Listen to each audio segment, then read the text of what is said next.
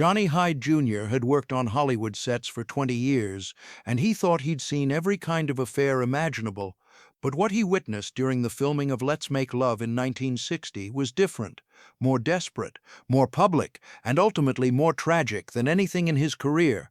As a production assistant at 20th Century Fox, Johnny's job was simple: knock on dressing room doors when actors were needed on set, make sure the coffee stayed hot, and keep his mouth shut about what he saw. But during those 3 months between April and June 1960, he learned to avoid Marilyn Monroe's trailer between takes, to look the other way when certain cars arrived late at night. Everyone knew what was happening inside that trailer.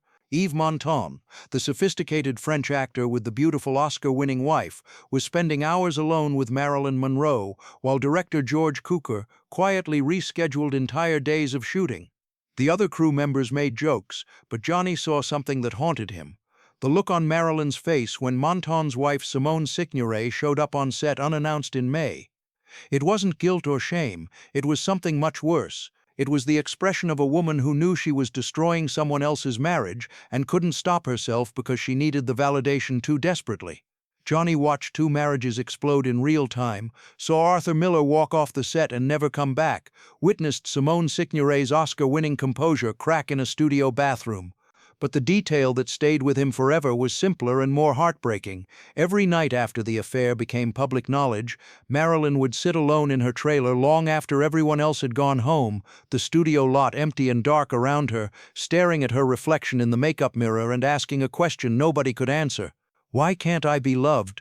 If you've ever wondered what really happened behind the scenes of Hollywood's most glamorous era, make sure to subscribe to this channel. We bring you the untold stories that the studios tried to bury, the real human moments behind the perfect publicity photos, and the truth about the price these legendary stars paid for fame. The affair didn't start with passion. It started with 2 people drowning in their own marriages who saw each other as lifeboats. When Marilyn Monroe walked onto the 20th Century Fox soundstage in early April 1960, she was already a ghost in her marriage to Arthur Miller. The brilliant playwright who had once worshipped her intellect now saw her as a beautiful disaster he couldn't fix. Miller had written The Misfits specifically for her, creating a role that would prove she was more than just a sex symbol, but the production had nearly destroyed them both.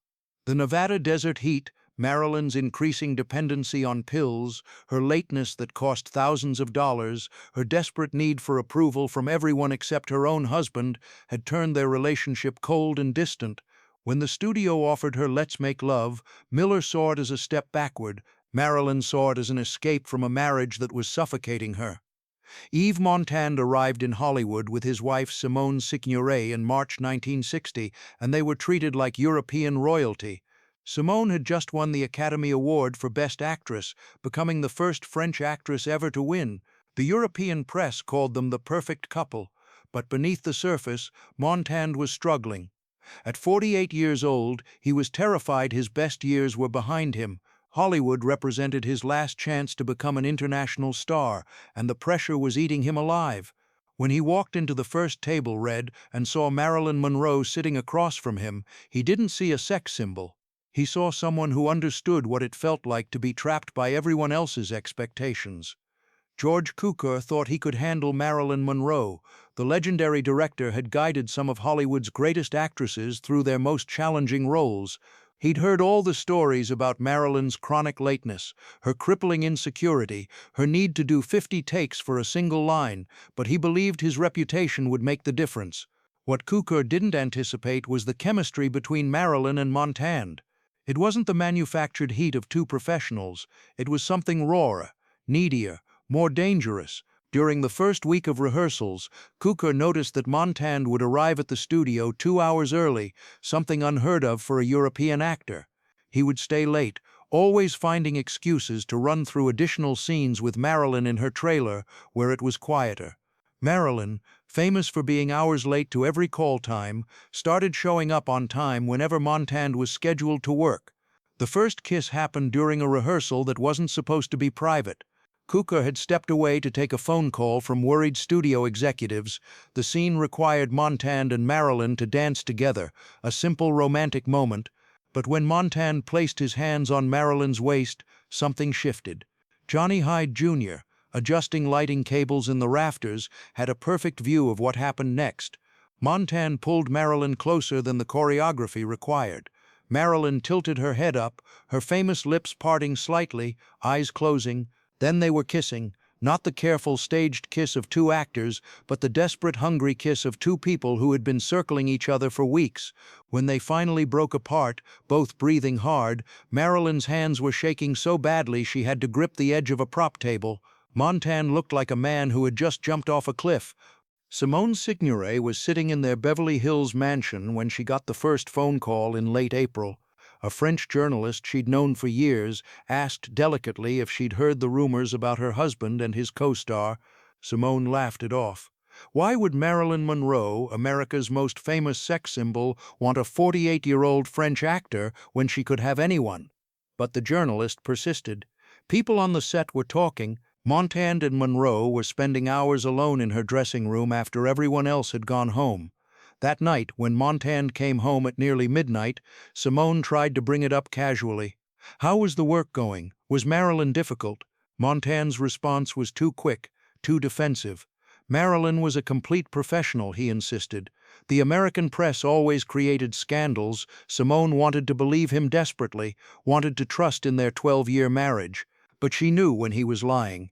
Over the next 2 weeks, she watched her husband transform. He spent more time at the studio, became defensive about his schedule, secretive about late-night phone calls. Most painfully, he stopped touching her. The man who had once made love to her every night now claimed he was too exhausted from filming.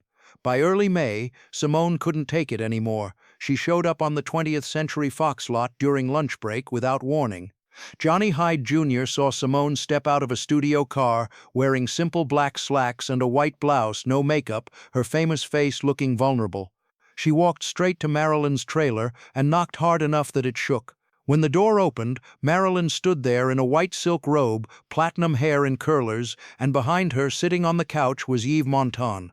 The silence felt endless. Simone looked at her husband, then at Marilyn, then back, her face cycling through shock and pain and rage before settling into cold composure. When she finally spoke, her voice was quiet. "Is it true?" Just those 3 words, but they contained everything. All the late nights waiting up, all the lies she'd tried to believe. Montand stood up quickly, started to say something in French, but Simone cut him off. In English, she demanded. "She's American. She should hear this in English." Montand tried to explain, stumbling over his words. They were just rehearsing. The trailer was quieter. This was all innocent. But Simone wasn't stupid. She could see the unmade bed in the back, could smell the mixture of cigarettes and sex in the air, could read the truth on her husband's face. Simone turned to face Marilyn directly, and what she said next would be repeated in gossip columns for months. "If my husband falls in love with you, it means he is very sick, or you are very sick, or both of you are very sick together." While Simone was confronting the affair in Los Angeles, Arthur Miller was sitting alone in his New York apartment, trying to decide whether to save his marriage or let it die with dignity. Miller had known about the affair for weeks, ever since a friend from the production had called him in late April.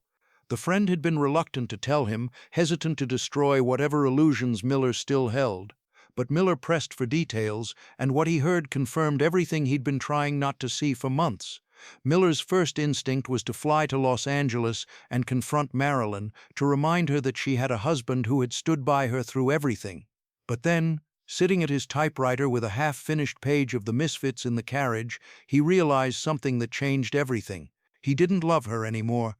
Maybe he never really had. Maybe what he'd felt all along wasn't love, but the intellectual's fantasy of saving a beautiful broken thing.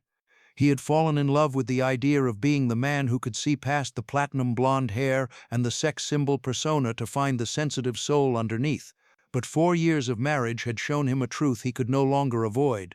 Marilyn didn't want to be saved. She wanted to be worshipped. When Miller finally called Marilyn in early May, the conversation lasted less than 10 minutes. He didn't yell or accuse. He simply told her, in the calm voice that had always made her feel small, that when filming ended, he wanted a divorce. Marilyn, who had been expecting a fight, was completely unprepared for his calmness. She tried to explain about Montand, tried to make Miller understand that the affair wasn't about love. It was about needing to feel wanted by someone who saw her as more than a problem to be solved. Miller listened without interrupting, and when she finally ran out of words, he said something that cut deeper than any accusation could have. "I hope he makes you happy, Marilyn, because I never could." Then he hung up. Marilyn sat in her trailer for 3 hours after that call, crying so hard that the makeup department had to completely redo her face. When Montand came to check on her later, she threw him out and screamed that she never wanted to see him again. Affairs don't end cleanly in Hollywood, especially when there are millions of studio dollars and binding contracts at stake. George Cukor sat Marilyn and Montand down separately the day after Simone's confrontation and explained the reality of their situation in terms even their devastated emotions could understand. They had 6 more weeks of filming ahead of them. The movie was already significantly over budget because of Marilyn's lateness and the constant reshoots. If either of them walked away now, if they let their personal disaster derail the production, they would be sued for breach of contract and would likely never work in Hollywood again. The studio had too much invested to let a scandal destroy the film completely. So they would finish the movie like professionals, maintain basic civility on set, and deal with their personal disasters on their own time. For Marilyn, this meant showing up to work every single day and pretending to be in love with a man she now associated with the complete destruction of her marriage. For Montand, it meant going home every night to a wife who looked at him with a mixture of contempt and pity, who stayed with him only because leaving would mean admitting that Marilyn Monroe had destroyed what everyone believed was an unbreakable marriage. The atmosphere on set became toxic, suffocating. Johnny Hyde Jr. remembered one particularly awful day in late May when they were filming a romantic scene that required Montand and Marilyn to look at each other with desire and affection. The script called for Montand's character to tell Marilyn's character that she was the most beautiful woman he'd ever seen. Simple dialogue, the kind of line Montand had delivered thousands of times in French films without thinking twice. But when the cameras started rolling, Montand couldn't say it.